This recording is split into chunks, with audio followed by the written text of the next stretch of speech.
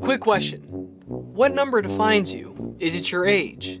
Those lotto digits you just know will pay off someday? Maybe you think there's no number that defines you, but corporate America disagrees. Industry defines you with 3 digits, your credit score, and it influences everything from how much you'll pay to borrow money to whether you can buy a cell phone, land a job, or rent an apartment.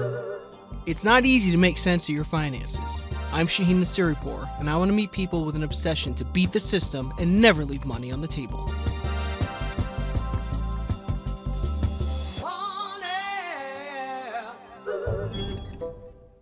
It's become such a popular measure of character that there's a dating service that matches people off of it.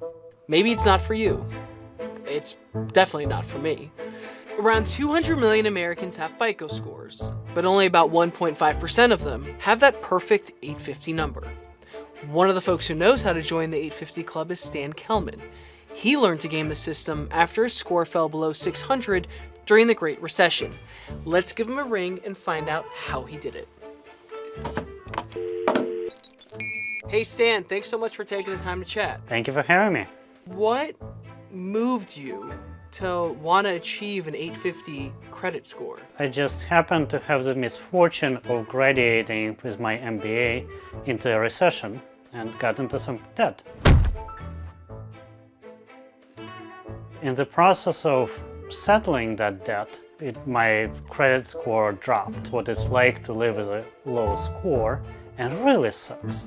If you have a mark on your credit report, it will not go away for 7 years, or 10 if you have a bankruptcy. You mentioned that you had negotiated with your creditors. How did you go about doing that? You'll get daily collection calls and they'll want you to make a payment. What you don't realize is once you make a payment, your clock gets reset. By law, after 180 days of non-payment is when they are required to write it off for accounting purposes. And right before the 180-day mark is when you can call them and make a deal. I could settle some cards for as low as 20 cents on the dollar. You're not paying back what you promised to pay back, but at the same time, they're big banks that got billions of dollars from the government and bailout funds, and I didn't. So that was my own personal bailout. Why didn't you just stop when you got to 780? Why did you try to get that elusive 850? Because that's my personality. I wanted my perfect score. The scores are not developed for you. They're developed for the banks to evaluate your credit worthiness. They're not a measure of your personal financial health. You can be deep in debt and have a perfect score, and that's not good for you. And it's better to have a middling score but have no debt. So let's look at how these credit scores are weighted. People with perfect 850 scores never make late payments. The 850ers use maybe 5% of a big credit limit and have had a diverse mix of loans and card accounts over the years. They also haven't applied for any new credit recently. It's not the fairest system, but you really don't need to be perfect to get it to work for you. Wisebread.com founder Janet Alvarez raised her score 300 points, and she's got tips on how to raise your score and keep it there.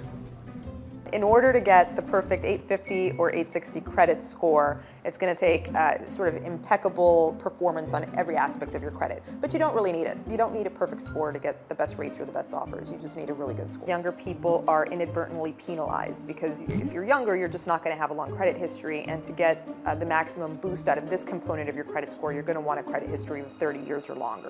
Even if your credit isn't great, if you do qualify for more credit, ask for higher credit limits on your existing cards or try to get new cards. Again, that improves your credit utilization ratio, so that will boost your score. It can boost it by something like 50 to 100 points within a month, depending on how much additional credit you take on. There's a different score generated for the type of loan or the type of credit you're seeking. So for the purposes of credit cards or a car loan or home loan, you might get different scores, and that's just because they're looking at different selection criteria based on what you're borrowing for. So get to work on your score.